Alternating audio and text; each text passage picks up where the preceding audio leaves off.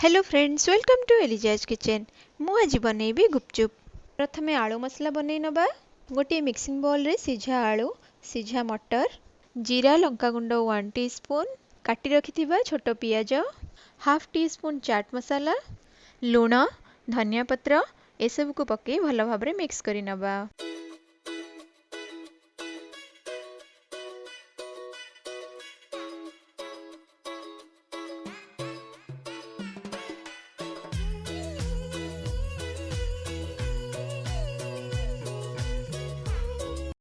एबे गुपचुप पाई खट्टा पानी बनै नबा।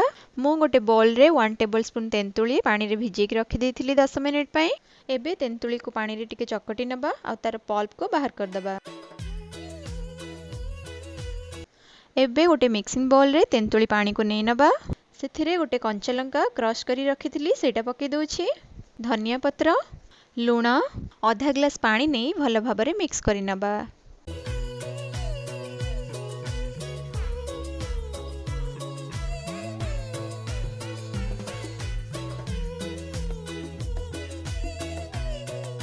आमर खट्टा पानी रेडी हो गला। एबे आमे नेक्स्ट प्रोसेस को जिबा। गुपचुप पाई डो बनै नबा। मु गोटे मिक्सिंग बाउल रे गोटे कप आटा नै नेली। सेथिरे 1/4 कप सुजी ऐड करि नउछि। एबे मिक्स करि नबा। एबे अल्प अल्प करी पानी ऐड करिबा आ गोटे टाइट डो बनैबा।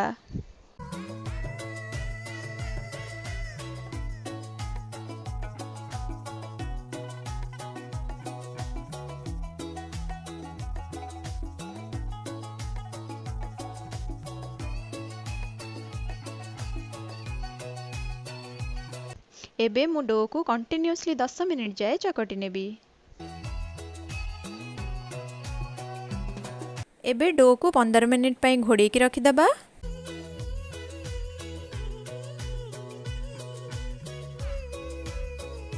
एबे आ 2 मिनिट पाई चकटी नउछि।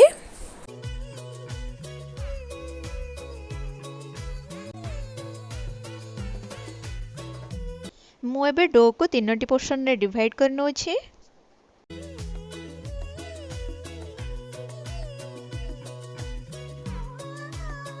एबे गोटे पोर्शन नै पतला करी बेली नबा।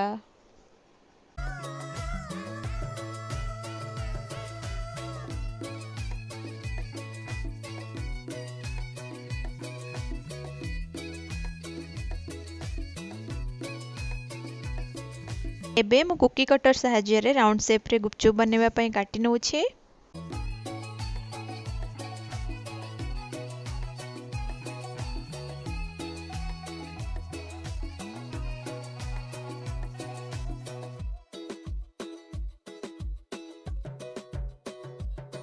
एबे ए सब को गोटे ओदा कपड़ा ऊपर रखि दबा। बाकी सब डो को भी मु सेम प्रोसेस रे बेली गुपचुप बनै नेबी।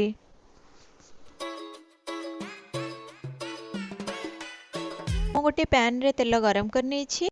प्रथमे फ्लेम को हाई रे रखी गुपचुप छानिबा। गुपचुप थरे फुली गला परे फ्लेम को लो करनबा।